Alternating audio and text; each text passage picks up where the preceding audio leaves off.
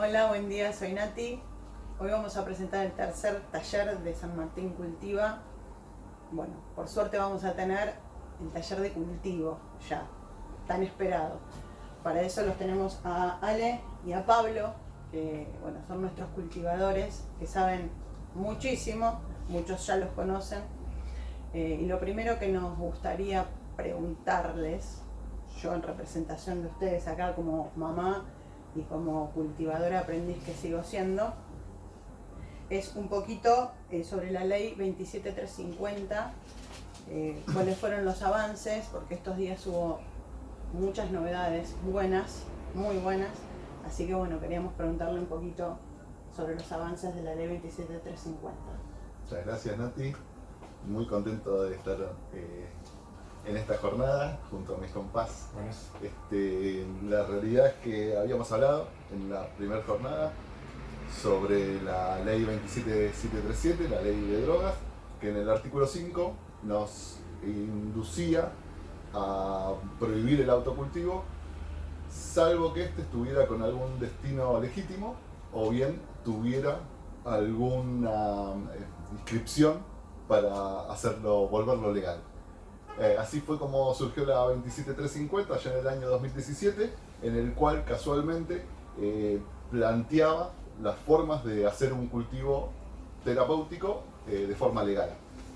Básicamente le brindaba la autorización a aquellos que necesitaban, por medio de una receta médica, de una terapia canábica. Así fue como salió esa ley, pero se reglamentó a medias, y ese registro y esa autorización no había formas administrativas loables para realizarlo, salvo trayendo una exportación de esta medicina. Y la semana pasada, casualmente, se reglamentó esta ley 27350, y en el cual se indica la posibilidad tanto de autocultivo como un cultivo terciarizado, o sea, nosotros indicamos quién nos puede proveer de nuestra medicina. O cultivo solidario sería. Exacto, lo que le llamamos cultivo solidario, es un cultivo por medio de un tercero, y también se autorizó el cultivo cooperativo. Esas son, perdón, ¿no? Que interrumpa, sí. Esas son muchas cuestiones que tenemos las familias con el tema de quién puede plantar y no a partir de esta autorización de la ley, ¿no? Porque yo he visto comentarios de gente que está un poquito asustada con el tema del registro, que hay que registrarse y demás. Y otra, si no cultivas solamente para fines medicinales terapéuticos, no puedes cultivar. ¿Quién puede cultivar con esta ley? Bueno, ahí lo estaba diciendo Pablo recién, un poquito el tema de poder cultivar todos, ya que también va a contemplar el cultivo solidario. Exacto. Que eso nos lleva a todos, más allá de que terapéutico es siempre. Todo. Hay que tener en cuenta algo muy claro: esta ley y esta reglamentación recién se va a poner en marcha. Tiene un plazo de 60 días el Ejecutivo para ponerlo en marcha, así que vamos a ver los pormenores casualmente del registro y de qué forma se articula toda esta reglamentación, pero tienen que tener muy en claro la gente que nos mira, al día de hoy todavía no es legal el autocultivo, porque para hacerlo tendrían que derogar esa ley 27737 que estábamos hablando del año 89. Lo que hoy tenemos ya son los medios para articular una autorización para ese cultivo. Esa autorización sí o sí se expide el ReproCan, bueno, que todavía se tiene que articular, y sí o sí va a ser necesaria la receta de un médico en el cual estipule el tratamiento canábico a seguir, y a partir de eso y una presentación es cuando te van a autorizar el cultivo. O sea que no es tan complicado inscribirse en ReproCan. No es para nada cultivo. Porque tenés que llenar una planilla y tenés que tener una historia clínica del médico que lo firme. Exactamente. Sí. Nosotros mismos como San Martín Cultiva estamos tratando de formar de nexo para cualquier persona que quiera realizarlo y por ahí no tenga los medios administrativos para entender cómo es la autorización.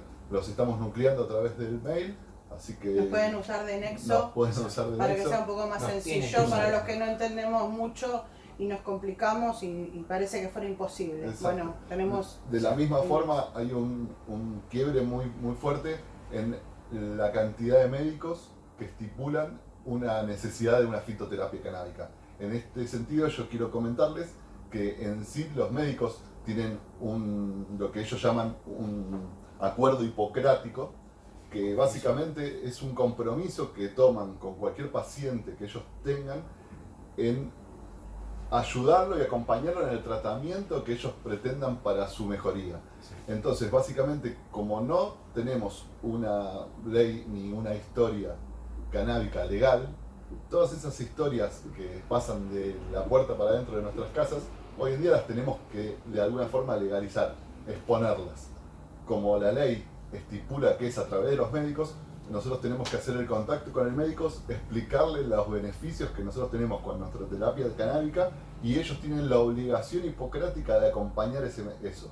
Entonces, ellos podrían estipular en una receta la utilización y la prescripción de cannabis frente a los hechos reales de la sanación o la mejora de la calidad de vida, y simplemente con esos datos ya uno puede registrarse. Pero es fundamental que el médico tiene que acompañar.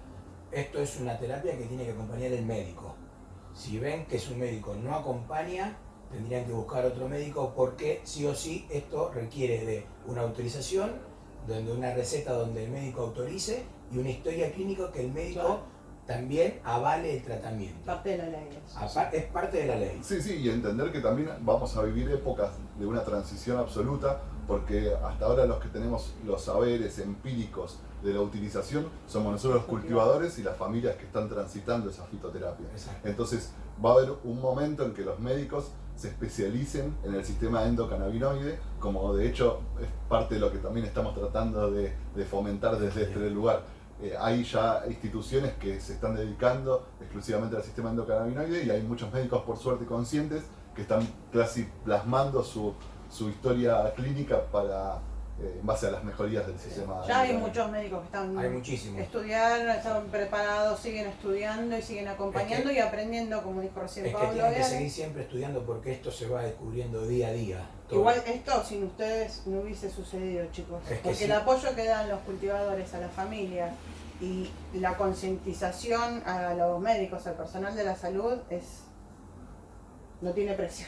Es que es lamentable, la prohibición vino a querer tapar toda esa historia ancestral de conocimientos, y por suerte somos la continuidad histórica para que eso no suceda, y hoy en día ya la humanidad lo conoce. Ya está, bueno, hoy en día. Chicos, a lo que nos llama este taller, que es lo que estamos esperando. Genial. Se viene el taller. Acá saben todos, los chicos va a haber, van a pasar filminas mientras ellos hablan, y al final también. Después yo voy a presentar a mi bebé, que es Leo, así que bueno, va a estar completito un poquito esto. Queremos hablar un poquito y que nos cuenten los chicos de genética y morfología. Bien. ¿Qué nos pueden decir de bueno, eso? básicamente se puede dividir en tres. Lo más importante, que lo que vamos a ver nosotros, es Sativa, Indica y Rudelaris. La Rudelaris la vamos a dejar de lado porque para este momento no es que nosotros nos va a servir. Nosotros necesitamos una planta donde se pueda seguir reproduciendo. Entonces, lo que es la parte de Rudelaris la vamos a descartar. Vamos a enfocarnos nada más en lo que es Indica y Sativa. Entonces, que son plantas que se pueden llegar a mantener en un nivel de tiempo, como para mantener plantas madres.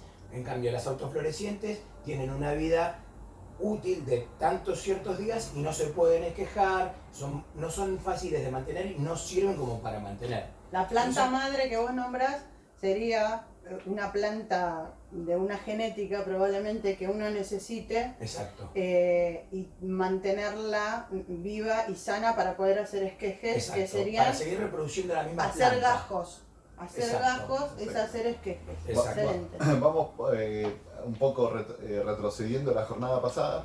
El doctor Luis nos mostró el sistema endocannabinoide. Excelente. De ahí entendemos ya, todos los que miraron eso, que la planta de cannabis tiene un montón de cannabinoides que afectan a nuestro sistema nervioso central y en definitiva afectan, digamos, acompañan en el proceso de todos nuestros órganos. Y en la planta hoy en día los cannabinoides más presentes son el THC y el CBD.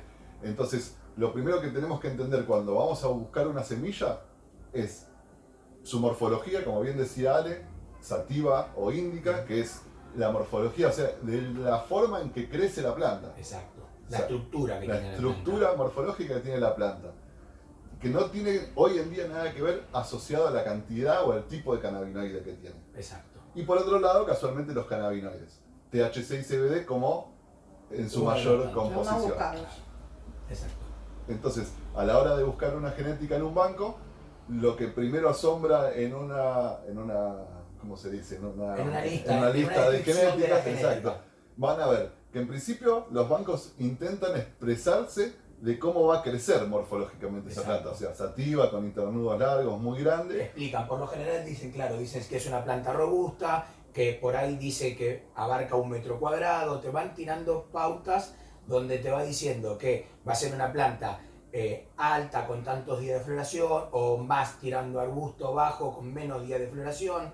Te van tirando todas las pautas de cómo va a salir esa genética. Exacto, o sea, ya sabemos también por la jornada pasada que las sativas son de climas ecuatoriales y las índicas son de climas fríos, por lo general son bajos. Entonces, un poco atendiendo a las circunstancias ambientales que nosotros tenemos en nuestra casa o desde el lugar geográfico donde vivimos, no es lo Como mismo una cultivar en estadística. Neuquén que en Corrientes. Entonces, Exacto. morfológicamente nosotros podemos más o menos entender o adaptar la genética que estamos teniendo a las condiciones ambientales que estamos teniendo. Una cosa que yo vi en estas descripciones que ustedes nombran también es la cantidad de producción que puede llegar a dar una planta. Si la flor es chica, si la flor es grande, si está Eso también recargada de resina o Varía no. mucho también en las condiciones que Las la condiciones cultivas. climáticas, tal Exacto. cual. Pero el banco Ahí está. en sí te da una pauta general de morfológicamente cómo crecería en condiciones ambientales perfectas. Exacto. Entonces, mismo si uno tiene un patio donde le da 12 horas de luz ininterrumpidas, entonces uno tiene que adaptar a una genética mucho más ecuatorial, porque si no va a sufrir un estrés lumínico si es muy índica la planta en esa cantidad de horas. Exacto. O si uno tiene un patio un poco más retraído, que no tiene horas de luz fijas y tiene condiciones ambientales de oscuridad, uno podría plantar índicas porque las condiciones ambientales de las índicas son de alta montaña, Claro. con frío, con pocas horas de luz, Exacto. entonces Son más- como son que más- uno podría adaptar morfológicamente al ambiente que tiene. Claro. Siempre, acá lo mejor es su propia experiencia. Claro. Nosotros le podemos orientar en cómo poner la planta, pero el que conoce su lugar de cultivo es uno mismo. Uno mismo. Lo que tendría que hacer por ahí, por el tema también de ver antes qué semilla comprar. Por suerte están ustedes, porque yo por ejemplo tengo mi patio o mi indoor o el placarcito donde me armé mi indoor con la luz y lo que sea, los consulto a ustedes ya que tenemos las estadísticas óptimas, es, che, acá con este indoor que yo tengo o tengo tantas horas de luz en mi patio. Me Claro. contestan ellos, no, acá entonces vas a tener en tantos meses quizás vas a poder cosechar y en óptimas condiciones Exacto. en mi lugar. Siempre y cuando Excelente. siempre las óptimas condiciones. Es fundamental para cultivar. Sí, y la sociedad de canábica en sí, entre familias, entre cultivadores, tenemos mucho la idea de ofrecer esquejes ya reconocidos. O sea, nosotros una vez que entendemos cómo funciona la planta y la mantenemos como madre en el tiempo, también al ofrecer un esqueje sabemos las condiciones particulares que ese esqueje puede Claro. suceder. Entonces, Aparte se va adaptando ya también a tu lugar de cultivo las plantas. Claro, claro, Eso, claro. eso también está bueno, porque a medida que va pasando el tiempo, las plantas se van adecuando a vos y a tu cultivo, a tu forma de cultivar. Una cosa que me pasó a mí, una experiencia personal, y creo que a mucha gente le pasa, que una vez que metemos las manos en la tierra con estas plantas, Es no terapia. nos dan más ganas de sacarla. O sea, siempre es terapéutico desde la mano en la tierra, desde la semillita en la palma de la mano. exacto. Es Desde impresionante. todo el periodo, Es desde el impresionante. principio hasta fin. Totalmente. Y hablando de semillitas en la palma de la mano, ¿qué hacemos con las semillitas en la mano? Germinarlas. Ahí va. Muy bien. Ahí está. ¿Cómo hacemos? Bueno, y podemos germinar de distintas formas. Podemos germinar en jiffy, que es turba prensada, se puede germinar solamente en agua, se puede germinar la semilla remojándola en agua con una proporción de agua oxigenada y después ponerla en un plato, una servilleta, mojar con esa misma agua, poner la semilla, otra servilleta y otro plato arriba, tipo ovni. Sencillo, lo podemos Sencillo. hacer. Hasta yo lo hice. Es muy fácil, pones el agua, siempre tenés que tener en cuenta de que quede siempre la servilleta húmeda. Yo recomiendo servilletas de papel, no papel higiénico, porque el papel higiénico se rompe y puede llegar a romper la radícula que saca la semilla. Servilleta de papel, otro plato arriba, una bolsa para que mantenga la humedad y ponerlo en un lugar cálido. Si las semillas son de buena... Arriba en la heladera puede ir perfectamente. Sí, no tiene que ser Una ni mucho cocina. frío ni mucho calor y que no le dé tampoco la luz ni el sol. Tiene que estar en un lugar, un ambiente cálido y oscuro. Las semillas, si son buenas, entre 24 y 48 horas tienen que estar abriendo la radícula Claro. directamente. Hay gente que pone a germinar, escuché en muchos comentarios, los leí, por ejemplo, arriba del hornito eléctrico que tiene un calor. O arriba ¿Qué de un dicen? módem. O sea, Arriba de un demasiado. modelo, es recomendable. Vamos a explicarle a la gente que nos está mirando. En general, cada cosa de cultivo que hablemos tienen varias técnicas para lograr su cometido. Nosotros, nuestra intención, para no hacer muy largo el video, sería explicar las condiciones conceptuales para entender lo que está sucediendo a nivel físico, a nivel químico. Básicamente las semillas, cuando están en su estado natural, forman una cáscara. Esa cáscara es la que contiene, bueno, todos los nutrientes que están adentro de la semilla, que van a ser la raíz y toda la sabiduría para hacer una hermosa planta. Exacto. A lo que voy, estas semillas se crean en la planta cuando muere en invierno, caen en el suelo en ese periodo frío. Cuando empieza la primavera, están enterradas después de las lluvias. Con los primeros calores, esa semilla empieza a impregnarse de humedad al punto que se parte, se abre y sale la raíz buscando, bueno, tierra, y la plantula para arriba buscando el sol y el calorcito. Entonces, si nosotros entendemos eso, ya sabemos, primero, la hidratación de la semilla.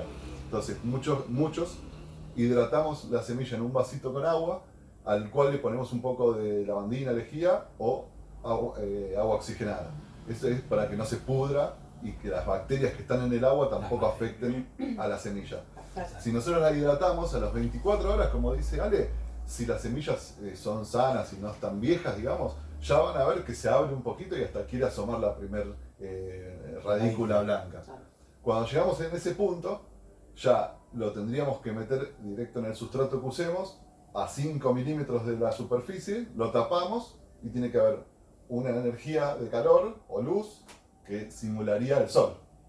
¿Se entiende hasta ahí? Sí. Entonces, de la misma forma, si hacemos el proceso en un jiffy, que son turba prensada, esa turba tiene que estar húmeda, con humedad constante, la semilla que se va adentro empieza a tomar la humedad y lo mismo, algo de arriba que salga.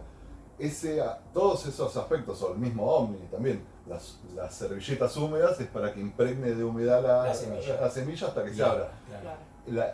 Ese factor Cada de... uno le va poniendo un poquito. Hay gente que germina en el frasco como hacíamos en los porotos. Exacto, con el Es lo papel mismo, es una secante. germinación igual. Inclusive poner la semilla en tierra directamente sin Exactamente. germinar también Ahí se está. probó. El tema es que cuando pones la semilla ahí en tierra, lo que pasa por lo general es que se va regando el sustrato y la semilla se va a ir yendo para abajo. Entonces por ahí tarda un par de días más y en la desesperación de querer ver si sale o no, por ahí metiste el dedo y rompiste la semilla. Entonces hay que ver también eso.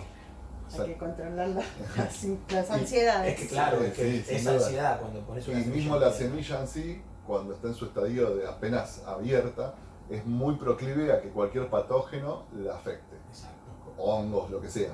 Entonces, uno intenta darle un marco lo más pulcro Lo posible. ideal es germinarla.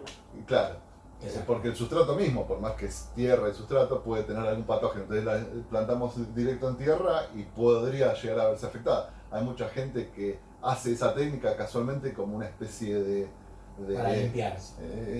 digamos, semillas. filtro natural. Si la semilla no tuvo la fuerza para crecer directo en tierra y crecer, es porque no tenía la fuerza necesaria. Claro. Son teorías Para lo que seguro con la germinación. lo mismo, cada cultivador después tendrá su Importante. técnica y su forma, pero Exacto.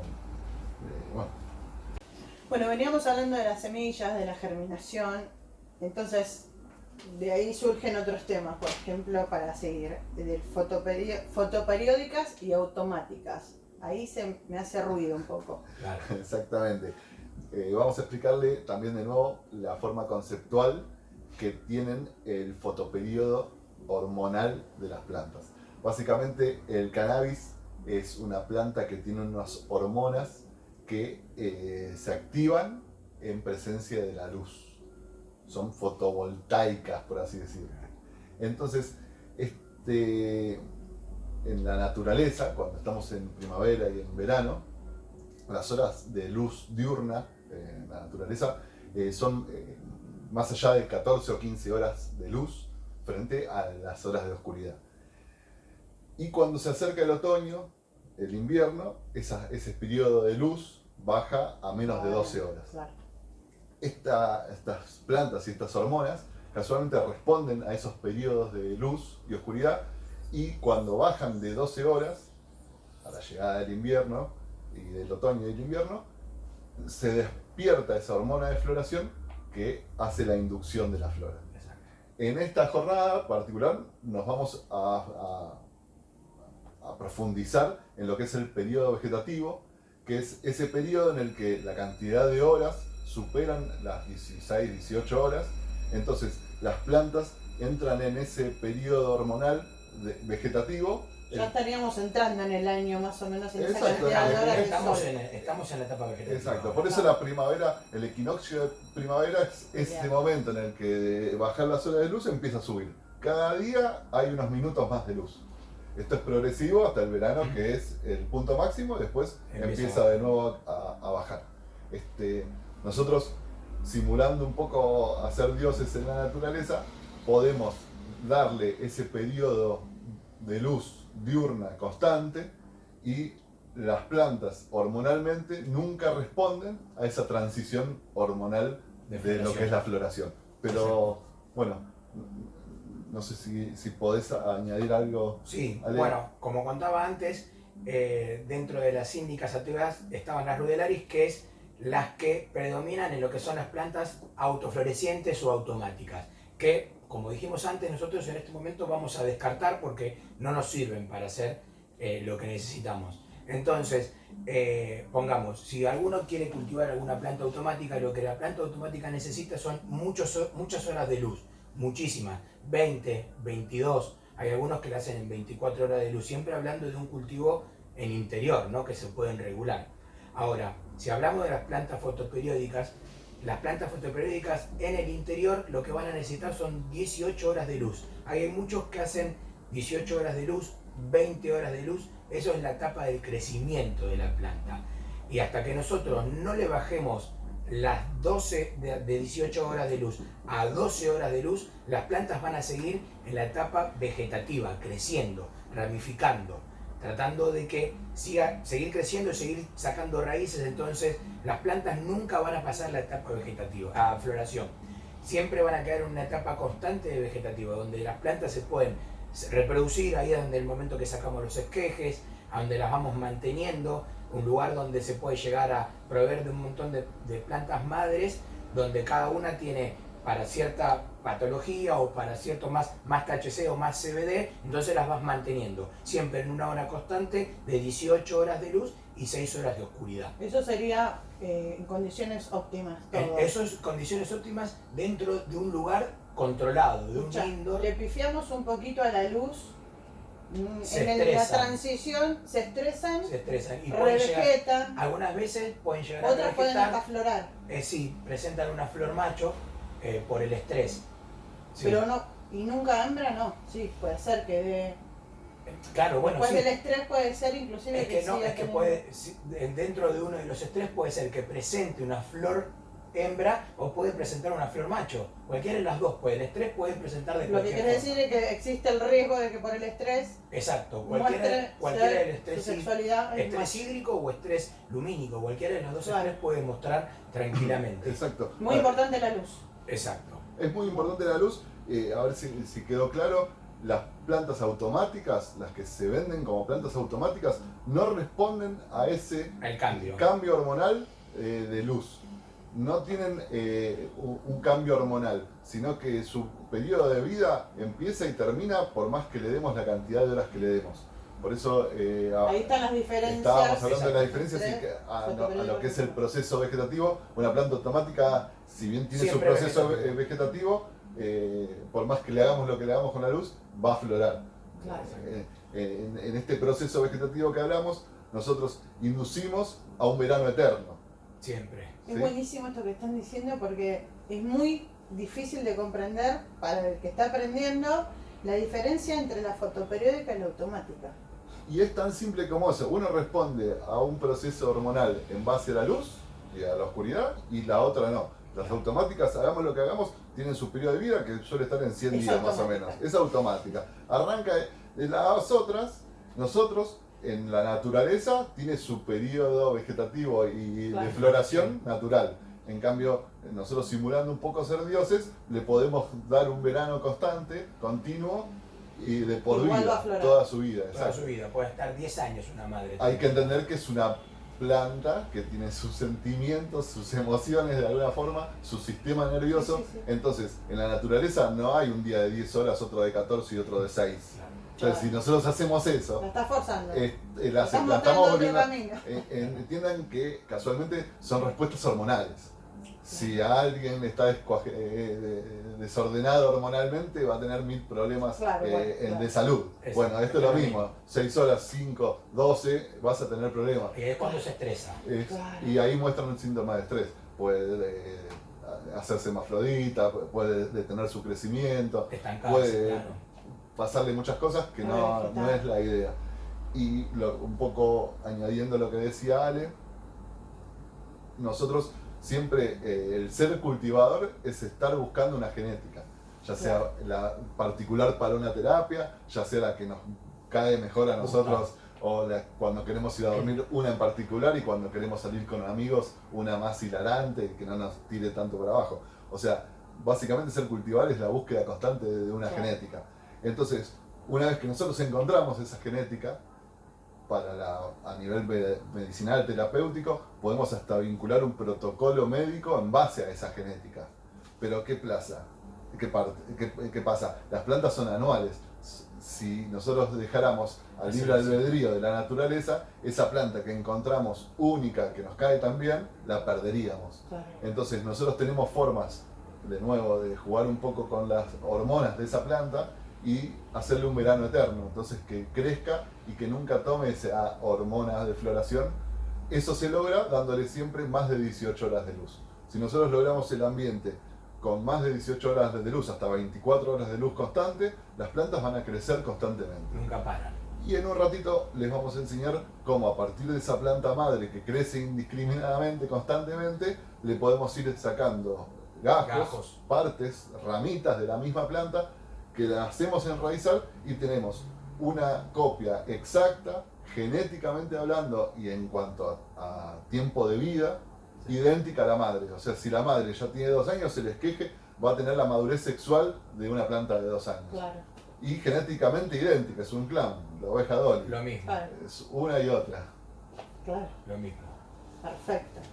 Bueno, la verdad que es muy esclarecedor lo que dicen, chicos, porque la verdad que es muy complicado aprender eso y poder reconocer las diferencias. Bueno, me gustaría que hablemos un poquito del tema del agua. Fundamental. El agua es fundamental. Hay que ver el agua, a ver cómo sale el agua de cada uno en su caso o en su lugar de cultivo. Hay aguas que vienen muy duras, que no sirven, que vienen con un montón de componentes. El agua de la canilla viene con muchas cosas que la planta y nosotros mismos no necesitamos. Entonces hay que ver qué agua o de qué manera encontrar el mejor agua para regar tus plantas. Ten en cuenta que el agua que vos no tomarías no le vas a dar a las plantas. Entonces hay que ver, hay que medir básicamente el agua con la que vamos a regar, para ver cómo sale, para ver si está ácida, si es alcalina, con qué nutrientes tiene esa agua que sale del grifo. Hay muchas cosas que nosotros, que por ahí el agua viene y a nosotros no nos hace nada, pero a las plantas no les sirven. O le tira alguna deficiencia, alguna ¿Cómo me carencia. dice el agua, Ale? Y hay productos, pongamos lo más básico como para medir la alcalinidad del agua, es o las tiritas reactivas, tipo como para pecera o para piscina, o ya un medidor especial digital para medir el pH del agua. Sí, vamos a explicarle a la gente, en definitiva, conceptualmente, de qué estamos hablando. A ver, el agua se mide por el pH. El pH no es ni más ni menos que un nivel de acidez o de alcalinidad que tiene el agua por el solo hecho de ser. Esto es el 7 es el básico, o sea, es neutro, ni ácido ni alcalino, y si vas para abajo en la tabla es ácido, si vas para arriba es alcalino. Nosotros tenemos formas, que seguramente pasemos una filmina, de determinar que según el pH que tenga esa agua, la planta va a poder absorber los nutrientes determinados en base a ese rango de pH. Entonces, también de nuevo entendamos que en la naturaleza las plantas absorben el agua de lluvia. El agua de lluvia naturalmente está regulada en un pH que las plantas lo asimilan de forma porque casi no pasó perfecta. por la tierra y con todo lo que la planta De alguna forma es agua destilada, evapora, bueno, claro, es lluvia, está en niveles óptimos de la naturaleza. Nosotros al regar, si la sacamos desde una canilla de nuestra casa, de movida ya tiene todo un tratamiento para hacerla potable, o sea, la purificaron con cloro. Nosotros, si tenemos un sustrato orgánico, digo, la tierra, tiene microvidas, tiene bacterias. Si nosotros le estamos tirando agua con cloro, el cloro mata a las bacterias, casualmente. Por eso viene en el agua. Entonces, siempre una de las pautas que tenemos es dejar el agua con la que usemos para regar, declorarla. Eso no es ni más ni menos que dejarla al aire libre, el cloro se evapora muy fácil. Exacto. Al sol. ¿Cuántas horas? 24 horas la puedes dejar al sol. 24 alcanza. Sí, eso solamente es declorar el agua. Sí, el agua de la canilla. Exacto. Y así como, de nuevo, en la lluvia, por ejemplo, no existen los metales pesados, por así decirte, en el proceso de purificación, en la planta purificadora, en el mismo desgaste que tienen los caños corroídos de una casa, puede arrastrar desde cobre, cadmio, zinc, sarro. Entonces todo eso hace que un agua pueda volverse, digamos, dura, casi inmanejable para la absorción de las plantas. Porque así como estamos hablando del pH, también en el agua podemos ver la electroconductividad. Las partes por millón del agua. Eso es una forma de medir los componentes que tiene el agua, las sales disueltas en el agua. En la escala ppm, partes por millón, se pone como un medidor, creo que es la única manera de medir, no sé si hay otra, con un medidor digital, y se ve, puede haber o una escala que es S o ppm. Cualquiera de las dos escalas te van a hacer una multiplicación y ves con qué componentes sale tu agua para regar. Hay muchos casos donde el agua sale muy cargada de componentes y lo que vos le pongas con el agua esa que regás, partís la planta, la quemás, porque sale muy cargada de componentes, de nutrientes el agua. Entonces por ahí si tiene un poco de vida o tiene un poco de nutrientes ya tu sustrato, cuando le pongas esa agua, las pasas de rosca. Sí, le creas bloqueos o las puedes directamente, o te pueden tirar carencia o deficiencia en las hojas directamente. Por ponerte dos ejemplos muy concretos de la Argentina, los que están en el Partido de la Costa, por ejemplo, Mar del Plata, al ser un agua de mar tan salinizada, arrastra un montón de partículas por millón. Lo mismo la gente que está en Mendoza, por ejemplo, que por lo general usan agua de glaciar, de deshielo. En el paso por los minerales de las rocas, arrastra un montón de partículas que no tendría el agua de lluvia. Entonces, si vos regás con esa agua, tendrías que ser consciente de que le estás añadiendo cosas que el agua de lluvia de por sí no traería. Bueno, menos mal que se puede medir de alguna forma, porque no todos tenemos el mismo suelo, entonces las aguas están tratadas de diferente manera, ya solo por pasar por la tierra. O si es agua de pozo también es distinto. Sí, ojo, tratamos de la gente que no se vuelva loco. Básicamente, si un día de lluvia juntamos agua y regamos con eso, es lo mejor que podemos hacer. Claro, eso sería ideal. Y probablemente, si viva, no sé, por ejemplo, en Capital Federal, en Buenos Aires, el agua que viene, ya sabemos que tienen 200 partes por millón y el pH está en 7. Entonces podríamos hacer algo para regularlo, pero podríamos también cultivar sin ninguna vez en nuestra vida medirlos. Nosotros intentamos explicarles los conceptos para que el que quiera ir más allá en su cultivo entienda que hay algo que le llama pH, que tiene unos valores óptimos, hasta hay valores óptimos en distintas partes de la vida de la, Claro. de la planta. De O la sea, etapa de- no es lo mismo la cantidad de pH que le tendrías que poner En en vegetativo que en flora. Lo mismo la electroconductividad. Son dos parámetros que si bien existen y la gente puede cultivar toda su vida sin medirlos, También. si quieren hacer un cultivo profesional hay que medirlos y en algunos casos sin querer hacer un cultivo profesional hay que medirlos igual. Claro, yo en Porque- casa lo tengo que medir igual que el que va a hacer un cultivo profesional. Podés, no, pero lo ideal es que sea. Claro. Hay muchas organizaciones, por suerte, hoy en día, muchos amigos cultivadores. Claro. Entonces, por lo general también, por zonas, siempre es lo mismo. Entonces, un medidor de electroconductividad, que por ahí es un instrumento caro, también le podés pedir a un amigo, lo medís una vez y Exacto. más o menos tenés parámetros generales. Y si no tenés problemas muy concretos, como puede pasar en Mar del Plata, por decirte, que viene Sí. 800 partes por millón, entonces así no quieras nutrir la planta, con solo regarla la estás Ya la nutriendo. estás. Claro. Sí. Y si vos tenés un sustrato muy Te cargado, pasás. te la bloqueás. A bloquear. Por ejemplo, hay un micronutriente que es el calcio, que se usa, es micronutriente, no necesitas mucho, con cualquier sustrato mínimo que no sea inerte, Claro. lo tenés. Si vos en el agua, por ser de salinizada, tiene exceso de calcio, bloqueás la planta de calcio y tenés problemas. Chicos, qué bueno que todo este video va a quedar en YouTube porque es re interesante lo que están diciendo. Para mí es clarísimo, me imagino para la gente también.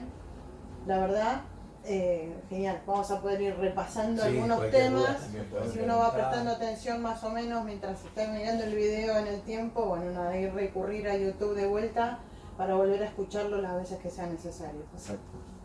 Bueno, una cosa que no sé si es tan importante como el agua es el sustrato. Es importantísimo. Súper- Es la súper- base. Es la base de las plantas. Si no salimos con un buen sustrato, la verdad que lamentablemente no. Porque hay no sustratos químicos, orgánicos, básicamente lo que es el sustrato es darle como el alimento, el alimento y la contención a la planta. el es lo mismo. cimiento, es el Sí, cimiento. Es el cimiento. Es el exacto, sostén de la es el planta. sostén de la planta. Si vos tenés en cuenta que si no salís bien de la parte del nacimiento, la planta no va a crecer. Si vos tenés una tierra que es compacta, dura, que no llega a generar bien las raíces, que se puedan proliferar bien las raíces, la planta no va a resultar como tiene Claro. que ser. Lo que tiene que ser por un sustrato, lo que buscamos en un sustrato para cultivar cannabis es que sea aireado, esponjoso. Perlita.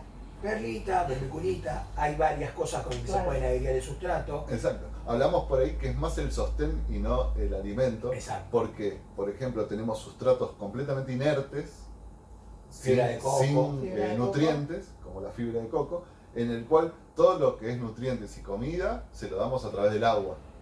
Entonces, por eso hablamos que básicamente es el sostén. Claro. Los que pregonamos el cultivo orgánico, sabemos que el sustrato es más allá de un sostén. Es nutrientes, es comunicación intercelular con los hongos y la rizósfera que está laburando para la planta. Sin ponerme tan esotérico, Un universo, un universo. sin ponerme tan esotérico, hay que entender que en el sostén que vos le damos a la planta puede ser Sostén y vida. químico y puede ser orgánico. De movida estamos apuntados a un público por ahí más terapéutico, Orgánico. entonces como responsabilidad casi social tenemos que decir que un cultivo orgánico está libre de metales pesados, de pesticidas. Si nosotros estamos hablando de salud, O sea que no podemos ir a comprar un sustrato y creernos que con eso ya está, porque bueno, es el cimiento, no. Tenemos que tratar de... Dependiendo. Hay muchos sustratos hoy en día que ya vienen como para que vos le puedas agregar agua nada más. Claro, lo que sí tenemos que identificar cuál. Exacto. Eso es importante. Eso es importantísimo, claro. Por eso también es importantísimo el tema de la información que nos pueden dar en los grow. Exacto. sí, y un poco lo que hablábamos antes a nivel agua, nutrientes. Si nosotros estamos planteando el sostén de una planta en base a un sustrato inerte, indudablemente se nos va a quedar sin alimento a los pocos días de su vida.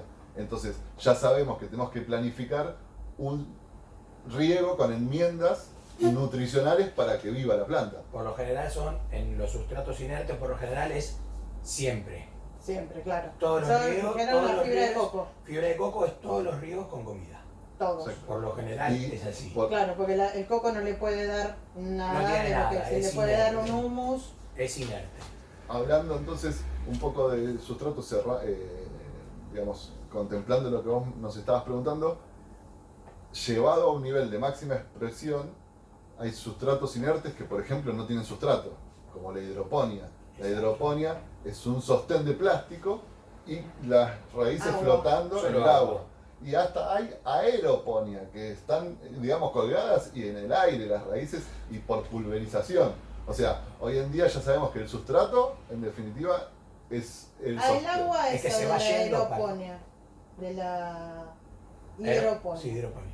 ¿Se le pone alimento a esa Claro. agua? Sí, porque Definitivamente, Por lo porque general- está aireándose también. exacto, por lo general siempre cuando se usa agua para hidroponía se usa un agua especial pasada por un filtro de ósmosis, donde vos tenés unos valores de carga nutricional en el agua que es casi cero. Sí, sí. Entonces vos te partís de una base cero a poder llegar a poner calcio y magnesio, porque un agua que sale de un filtro de ósmosis no sale con nada y la planta requiere calcio y magnesio. Entonces se vale con una parte de calcio y magnesio en la proporción que va, y después se le puede llegar a poner comida, que es lo que llevaría tanto en vegetativo como en paraflora. ¿Qué podría ser? Nutrientes, hay nutrientes especiales para hacer hidroponía, son sales. Entonces vos vas viendo a partir de qué momento la etapa de la planta necesita. Todo y vas- eso es únicamente en grows, como tu grow, por ejemplo. Vos tenés No. productos que son especialmente para hidroponía. Sí, Sí, sí. pero hay, estos productos también se pueden comprar en cualquier casa de que vendan cultivo. Las Pero sales tiene que ser orgánico, digamos. No, Es no, que no, casualmente eso ya no es todo, orgánico. todo el cultivo hidropónico es químico. Es ¿Ves que te que llena son de sales dudas? minerales. Son Son sales- sales minerales. Son sales, no, Sí, sí. no es que sí o sí es químico, son sales minerales. No, yo no usaría hidroponía para hacer nada de lo que estamos viendo. A Pero nivel sí, terapéutico, Pero está porque la opción. claro, Exacto. sí, claro. la única opción hidropónica orgánica se llama aquaponía, Exacto. que utiliza peces en un estanque, peces. y el Sí. desecho de los peces, Sí. o que le das de comer a los peces, los Alimentan peces. a la planta. Exacto. Directamente vos montás una pecera, pongamos, y pones todas las plantas arriba. Y pones los peces, por lo general son carpas. Todo lo que va comiendo y va desechando es el agua donde nutrís tus plantas. Exacto. Y ya de hecho nos metemos de lleno en lo que es la nutrición. O sea, estamos hablando de sales y qué sé yo. Para que la gente entienda, las plantas para vivir necesitan lo que se llaman macronutrientes y micronutrientes. Los macronutrientes son tres: fósforo, potasio y nitrógeno. Así de claro como se dicen. Nitrógeno, potasio y fósforo. El nitrógeno está asociado siempre a procesos casualmente vegetativos, los que le dan crecimiento, los que le dan Cuerpo. estatura, cuerpo.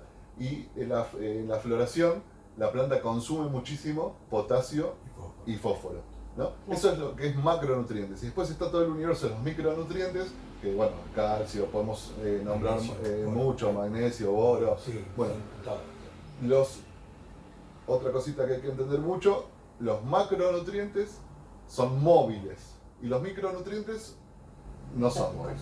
Entonces, uno le tiene que añadir esos nutrientes, micronutrientes, en el caso de la hidroponía, de forma muy concreta, porque si bien son micros, los consume en el momento constantemente. Claro. Y aparte no no tiene otro vienen, y alimento. aparte no vienen Exacto. en el agua. En cambio, los macronutrientes móviles, estas hermosas señoritas las dejan en sus hojas, a esos nutrientes, y los liberan, o sea, lo consumen de sus hojas a petición. Y si, por ejemplo, la planta necesita darle más hormonas de crecimiento a la planta, puede comerse una hoja de abajo para darle nutrientes arriba. Claro. Por eso son móviles. amarillan. Por eso son Claro, móviles, claro, los claro. lleva de un lado al otro. Por eso te encontrás por ahí cuando ves, tenés la planta y ves hermosa y ves que tiene dos hojas amarillas que están impecables. Bueno, ahí pasó Se la eso. morfó la planta. Exacto. Esas cosas, están contando todo esto y como que me lleva muchas veces a mi propio cultivo, de decir, uy, ¿qué le pasó a esta hoja? Se puso amarilla, capaz, que uno se pone a sacar conclusiones y tiene que ver con lo que está Es consumiendo como un la stock, planta. es el stock, es el almacencito, que la despensa que tenemos en casa, Claro. lo tienen en las hojas, ¿no? Más allá de usarlos de otras, bueno, como paneles solares, Claro. hacer la fotosíntesis.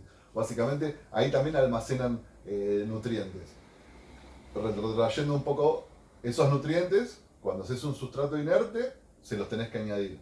Cuando haces un sustrato orgánico, todo ese tipo de nutrientes están en la rizósfera del suelo, que indudablemente para generarla, la tenés que producir, la tenés que crear, ese sustrato. Como hablábamos, el cannabis es medio perezoso de raíces. Entonces, si tiene un sustrato muy apelmazado, las raíces no crecen, son medias vagas. Nunca una tierra negra, que uno diga Exacto. hermosa tierra, que no. Por más que veas una tierra hermosa negra, es tierra negra y es la capa de la tierra Como una que no tiene arcilla nada. que no la deja Exacto. respirar. Es, Ni alimentarse. Exactamente. Entendamos que en el bosque, por ejemplo, la tierra negra son varios metros. En cambio, humus es, creo, 3 milímetros. Que es donde pasan las lombrices. Exacto. La capa superficial, los últimos 3 milímetros, en la naturaleza es humo que crean las lombrices. Superalimento. Nosotros es superalimento nitrogenado, tiene mucho nitrógeno.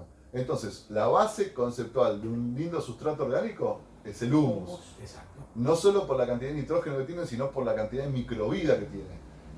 Desde huevos de lombrices hasta donde están todas las bacterias, donde está la vida, básicamente. Es la vida. Claro, porque Por ellas otro- viven ahí. Exacto. Comen, Comen, hacen van. sus desechos, es todo. El Y alimento en ese comer y desechar es donde los dejan disponibles para la planta.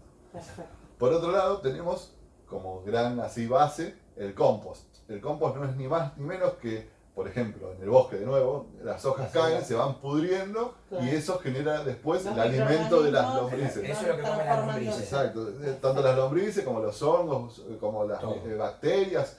Bueno, entonces tenemos el compost, el humus y la perlita, que es lo que es suelta, perlita. Uno puede armar su humus también en casa. Exacto, Claro, En tanto un el compost. baldecito, una bien compostera. casero, la tierra negra, las lombrices, Y y todas la las comidas, comida sí, que no sea limón, cebolla, o sea, es Todos los Ácido. productos ácidos. ácidos ni grasos, ni procesados, ni cocinados. Y Perfecto. arriba más tierra y ahí se van alimentando nuestras lombrices.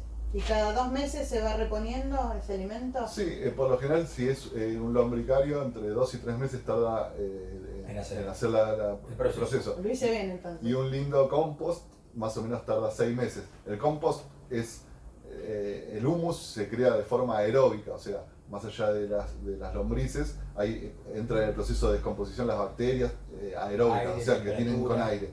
En cambio, el compost es anaeróbica, son todas condiciones que están sin aire, que se levantan calor, Claro. básicamente esa es la diferencia entre el compost, pero indudablemente es formas La de primera vez que hice descomponer. un compost, eso lo tengo que contar porque me pasó.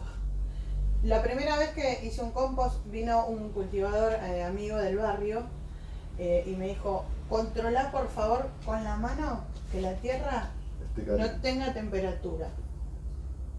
Que no tenga una temperatura que vos la puedas sentir en la mano. Eso estabas explicando. Exactamente.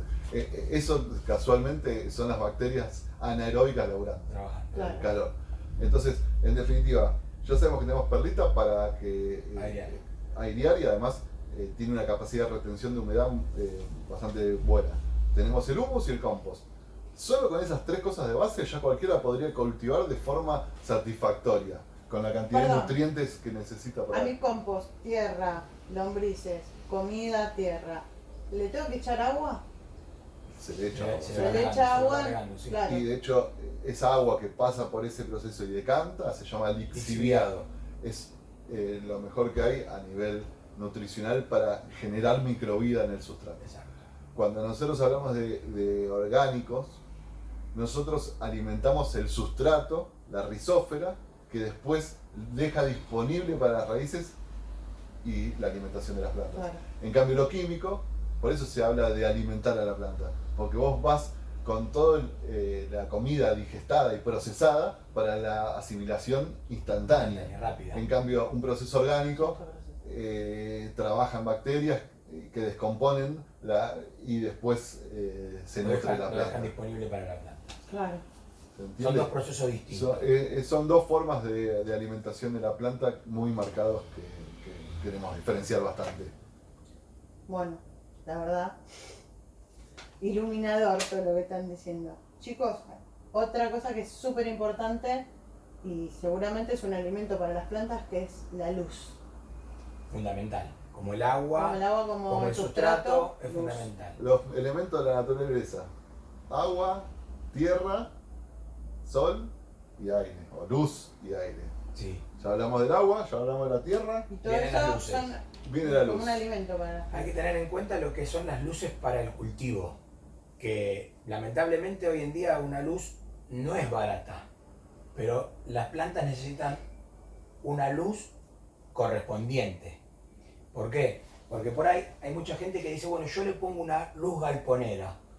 La planta va a crecer en la etapa, todo lo que es de salir de la semilla, toda la etapa vegetativa, pero cuando después la planta necesita florar, no va a tener la cantidad de lúmenes que tiene que tener la planta. Claro. Entonces, por ahí, vos estás un proceso de 6, 7 meses o 4 meses, 5 meses con una planta, y cuando llegas al fin no tenés el producto que querés tener o que necesitas tener. Claro. ¿Por qué? Porque la luz no fue correcta. Entonces vos por ahí gastaste tiempo y plata y en una condición de que por ahí las lámparas no es la correcta. Claro. Lamentablemente no es... Como que se queda corto. Es sin que se luz. queda corto, claro. Y lamentablemente no es que yo te diga, bueno, mira, tenés que hacerlo así porque es porque la planta lo necesita. Es como, no sé, la planta necesita comer esa luz y si no le pones esa luz, Claro. vas a por ahí, hasta por ahí perdés plata en el sentido de que pusiste plata en tierra, las macetas se pueden reutilizar,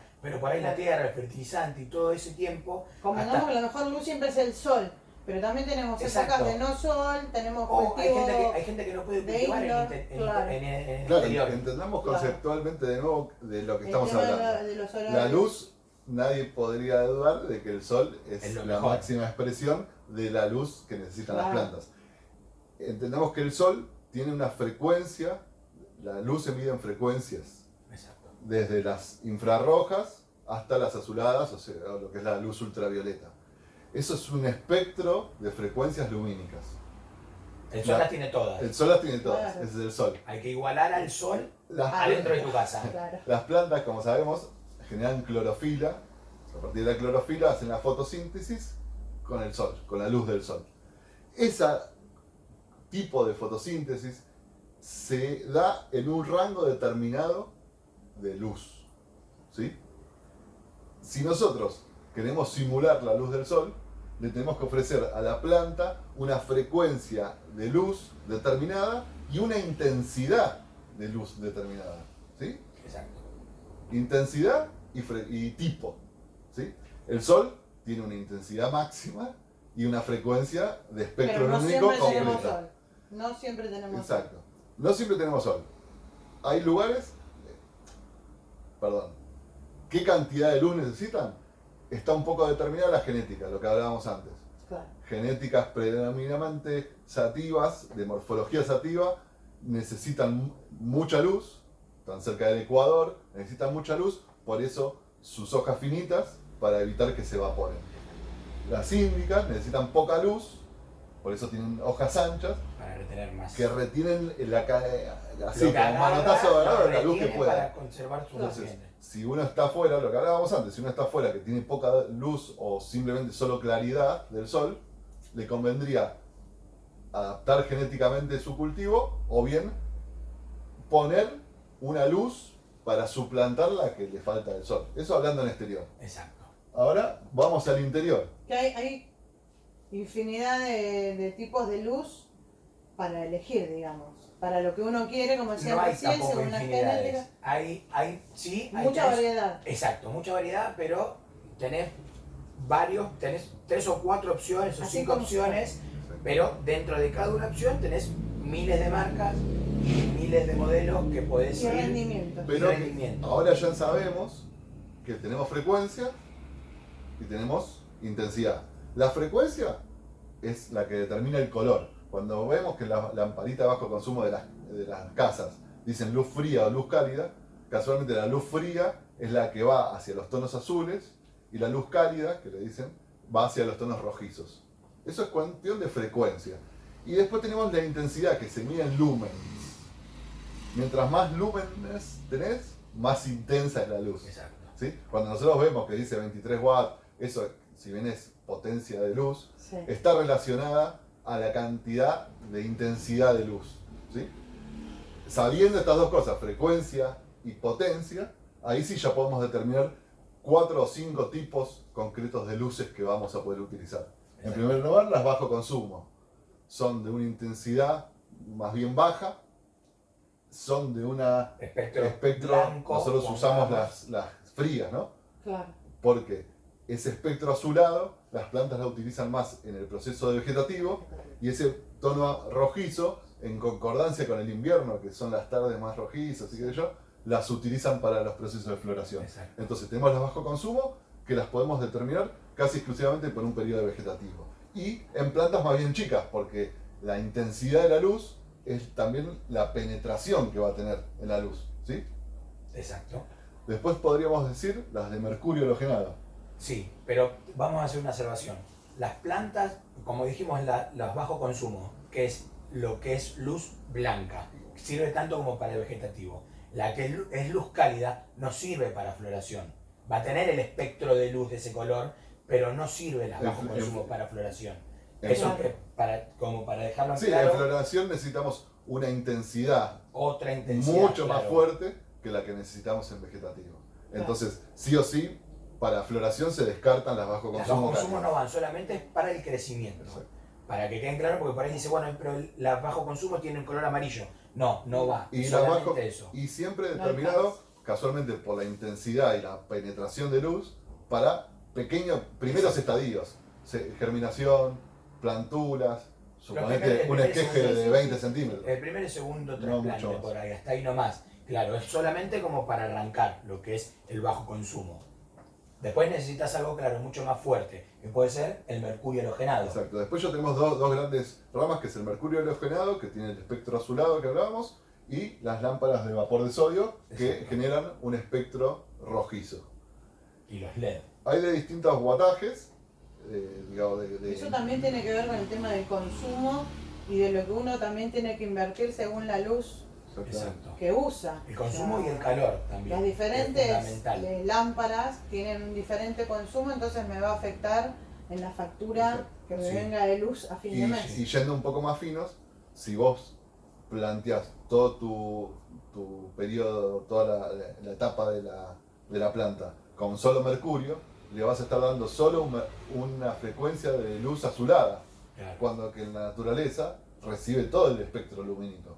Entonces, se supone que también tendrías que, cuando pasás al proceso de floración, cambiar la de mercurio por la de Por la de sodio, sodio. para cambiar simular el también el cambio de luz en la naturaleza entrado al otoño. Claro. Después, otra grande rama, que es algo medio innovador, nuevo. que son los LEDs. Los LEDs casualmente son bombillas muy chiquitas. Sí, con este, driver o arrancadores. exacto, que lo mejor Eso que no tiene- tiene mucho consumo. eso no No. tiene casi nada de consumo, tiene muy poca penetración lumínica también. Exacto. Y lo bueno que tiene, casi lo mejor que tiene, es que vos podés comprar una frecuencia determinada. Entonces ya lo que antes hablábamos, que era una frecuencia única, hoy en día puedes armar paneles de LEDs que tengan distintas frecuencias de luz. Full Entonces spectrum. vos ya empezás a abarcar ese espectro Exacto. general. Pero también es muy determinado, 440 MHz, ¿entendés? Claro. No hay algo muy amplio. Si bien vos podés ampliarlo, necesitas unos paneles grandes que no tienen mucha penetración y que encima es una tecnología por ahora bastante cara porque es muy nueva. Y no levanta tanta temperatura. No levanta Y tanta eso es lo que temperatura. menos temperatura tiene en lo que es luminarias de cultivo. Casi ideal. Igual En realidad, Para ciertas hay que etapas. tener en cuenta que hoy en día el mercado muestra muchísimas luz LED. Es como todo. Hay que tener en cuenta también que no todas sirven. ahí Ahí- ya de nuevo, los No, mismos no, no, parámetros. no. Si vos lees el parámetro de lumens que te da el LED y la frecuencia que te da, ya puedes comparar. No es lo mismo un LED chino que te va a dar 30 lumen que uno importado, no voy a decir la marca, pero que te da Claro. 200. Entonces, 10 de esos son 2000 lumen contra 200 de un LED chino. Y como para cerrar esta etapa de luz, hoy en día también es una tecnología muy muy nueva, que son los mercurios halogenados.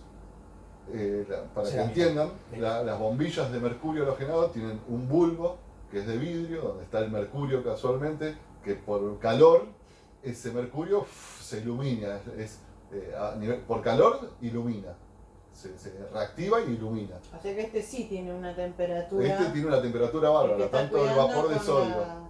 Tanto el vapor de sodio, exacto, como el mercurio, al trabajar con calor y una luminosidad muy grande, generan mucho calor. Hoy en día existen las lámparas de mercurio halogenado, pero con el bulbo de cerámica.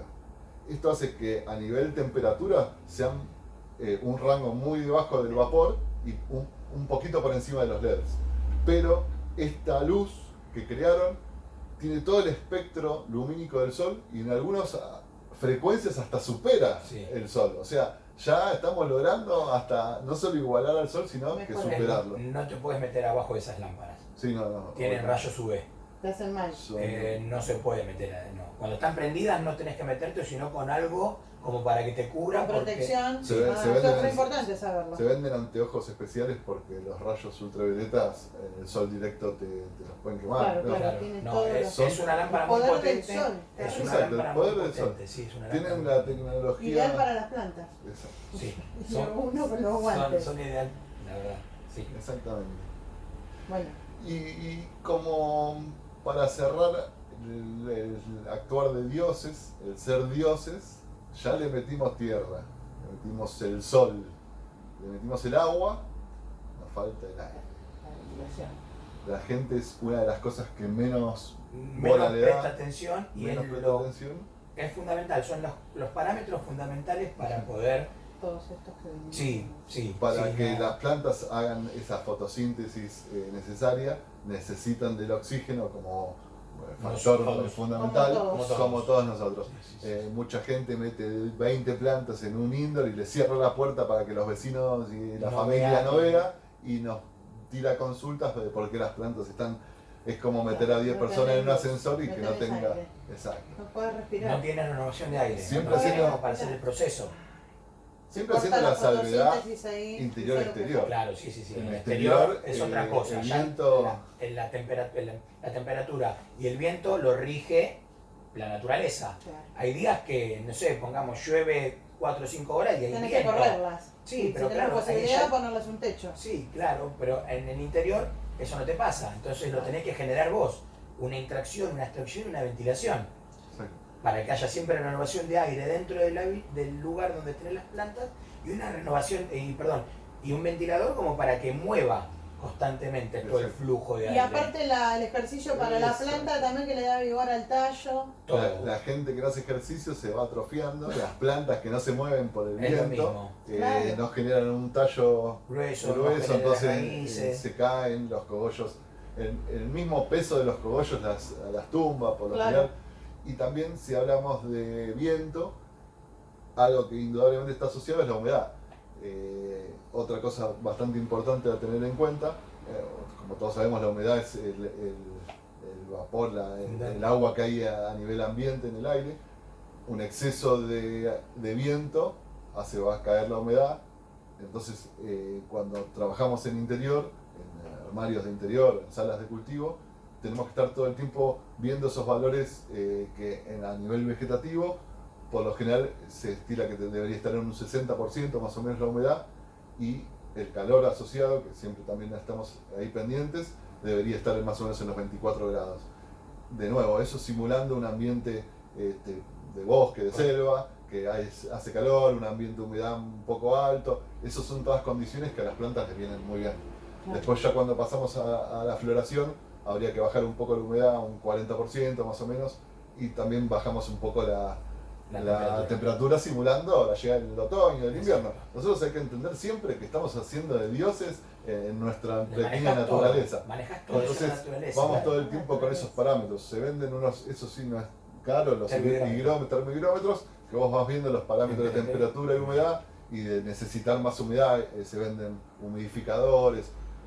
De nuevo, no es para asustar a nadie, No, son claro. parámetros que de forma ideal habría que prestarles atención. Todas las cosas que vos hagas en tu cultivo, llevándolo a la profesionalidad, es lo que mejora Si vos tenés, no es lo mismo por eso tener una carpa o un lugar de cultivo cuando no tenés ni ventiladores y no tenés ni nada que ingrese o saque de aire, que con lo que tenés.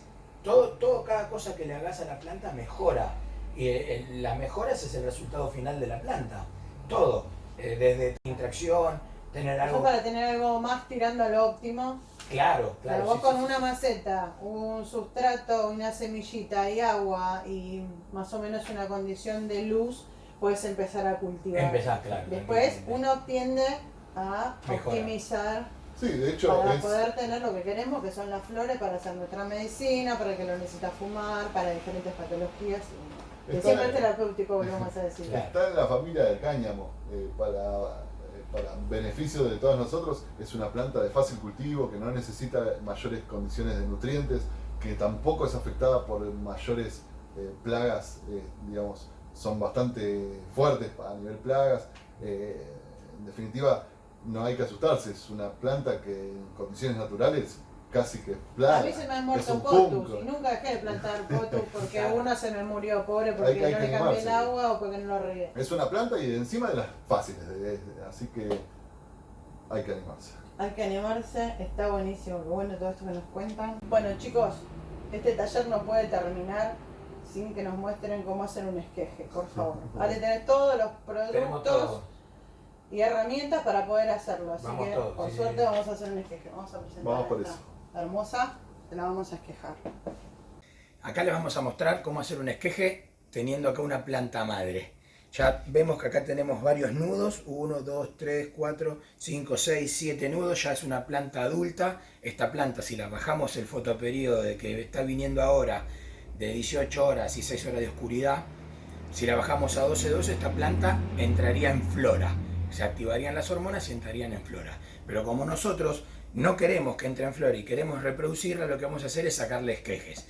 Acá podemos mostrar que tenemos varias ramas como para poder reproducir. Yo lo que recomiendo siempre es que la rama a reproducir tenga entre 4 y 5 nudos, o 3 nudos y 4 nudos. Acá tenemos una que tienen 3 o 4 nudos. Estas las vamos a usar para reproducir. Y también podemos usar esta parte de la planta que vamos a tener un lindo esqueje y nos va a quedar una planta madre donde van a tener muchas ramas laterales como principales, que estas van a ser los futuros esquejes, o va a quedar como una planta madre para reproducir o para pasar a florar. Hay muchas veces que se usa este esqueje, que es en la parte más fuerte de la planta, para volver a ser una planta madre, y esta vuelve se manda a florar. Entonces lo que podemos llegar a hacer acá nosotros es, primero, cortar la rama. Perdón, un punto muy importante es siempre alcohol. Esto ya estaba todo esterilizado, pero lo mostramos. Ahora lo que hacemos es cortarle la punta de todas las hojas para reducir la transpiración y la deshidratación. Lo que hacemos nosotros es, si seguimos trabajando con la planta y los esquejes, los vamos a poner en agua, como este, y vamos a buscar el otro esqueje. Vamos a hacer un corte acá, recto. En este momento no importa que sea recto. Y le vamos a sacar todas las ramas laterales. Acá ya tenemos el futuro esqueje. Le volvemos a sacar lo que sería las puntas de todas las hojas y lo volvemos a disponer acá. Ahí Con te el freno. agua. Un segundito, vale. Diga. Tenemos la planta. Cuando le sacamos el esqueje de arriba, eso se llama poda apical. ¿Sí? Le sacamos la punta de arriba, queda el corte. Esto hace que las hormonas que antes impulsaban la planta para arriba se distribuyan en todas las ramas laterales.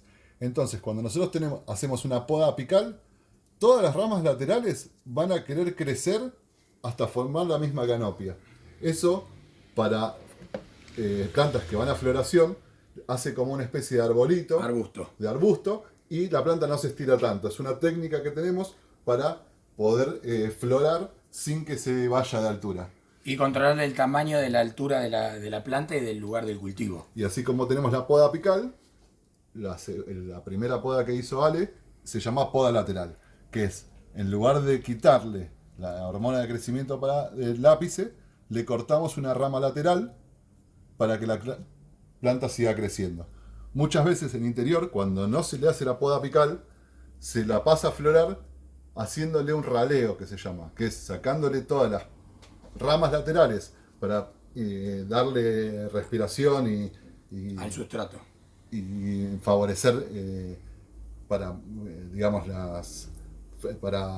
fertilizar, para sacarle los bichitos, como que haya más ventilación, se le saca toda la parte de abajo y estas ramitas laterales las aprovechamos para hacer esquejes y perpetuar la genética. Bueno, una vez que ya tenemos acá, lo que vamos a hacer es raspar con un bisturín, primero cortar a 45 y después raspar un poquito el tallo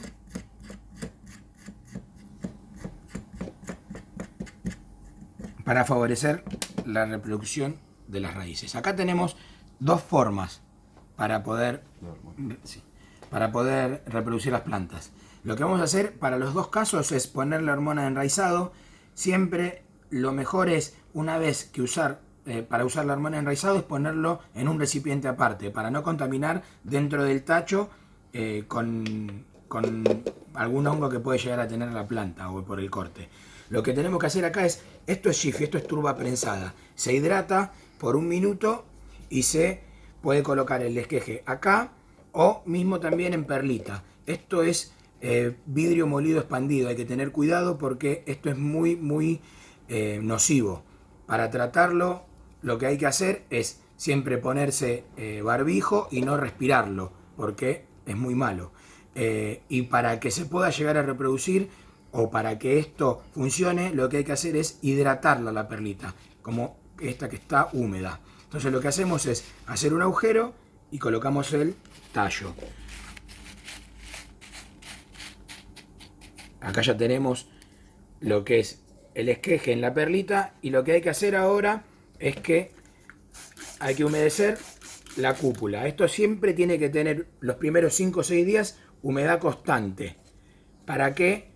Para que no se deshidrate y absorba la humedad que tiene el recipiente y pueda llegar a generar sus raíces. Esto los primeros 5 o 6 días tiene que estar constantemente húmedo. Si vemos que al primer día o el segundo día se queda sin agua, volvemos a sacarle la tapa, mojamos de nuevo, mantenemos, revisamos que la perlita quede igual de húmeda y le ponemos de nuevo el recipiente. Para este caso vamos a hacer lo mismo, lo que es la turba prensada.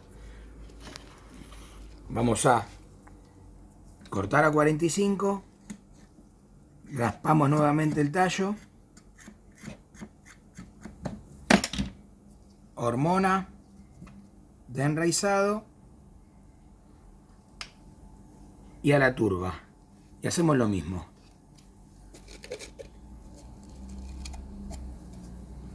Mojamos en caso de que nos tengan y lo ponemos. Como siempre, vamos a intentar explicar un poquito los aspectos conceptuales de lo que estamos haciendo.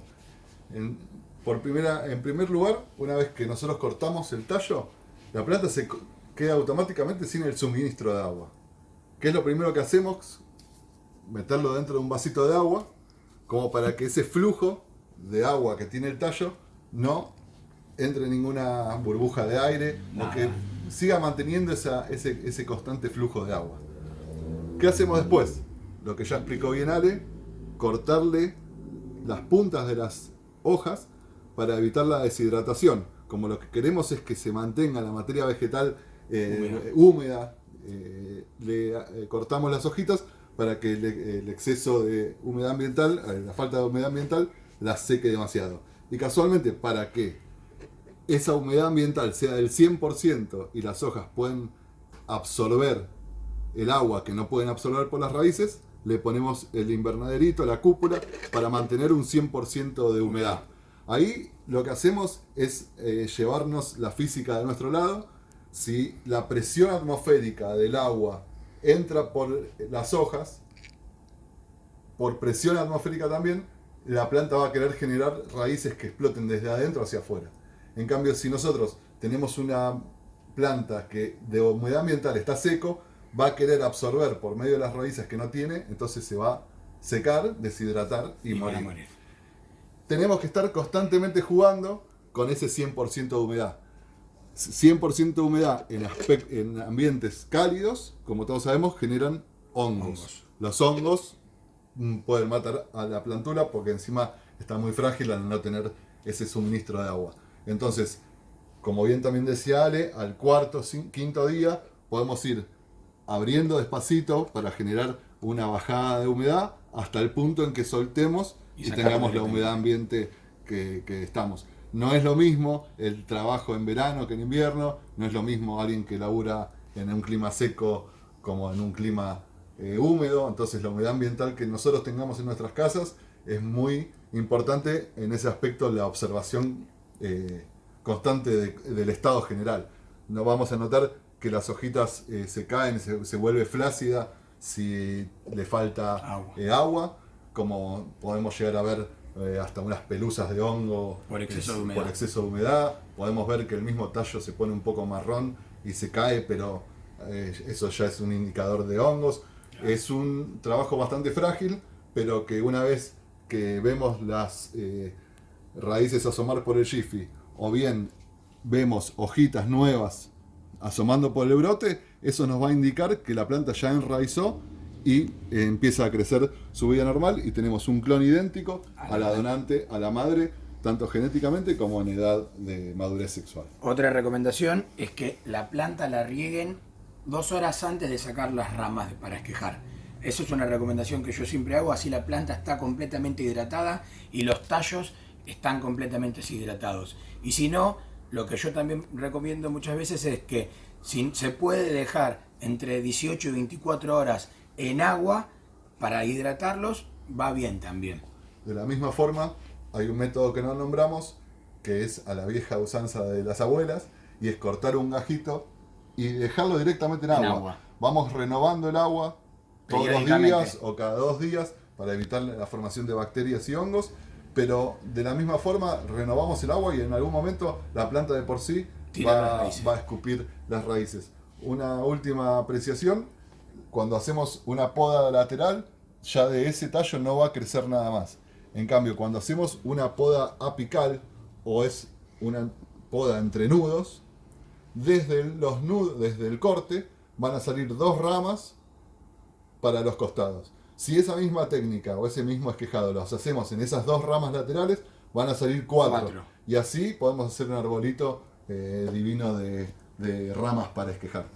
Las plantas madres, como dijimos, se mantienen en ese fotoperiodo vegetativo de por vida.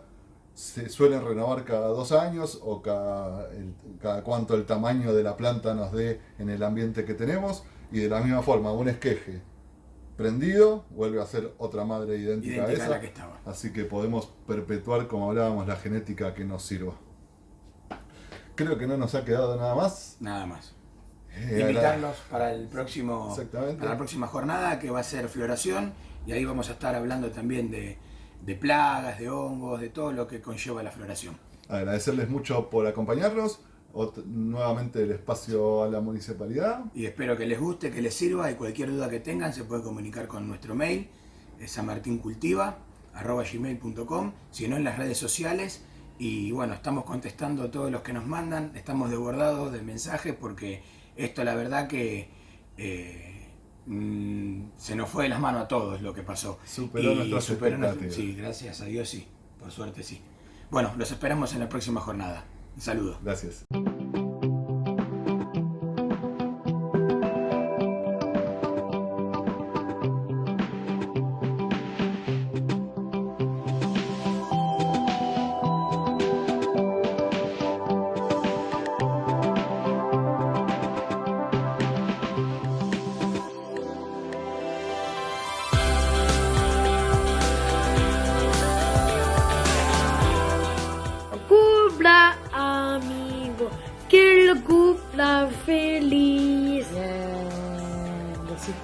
Te doy un besito.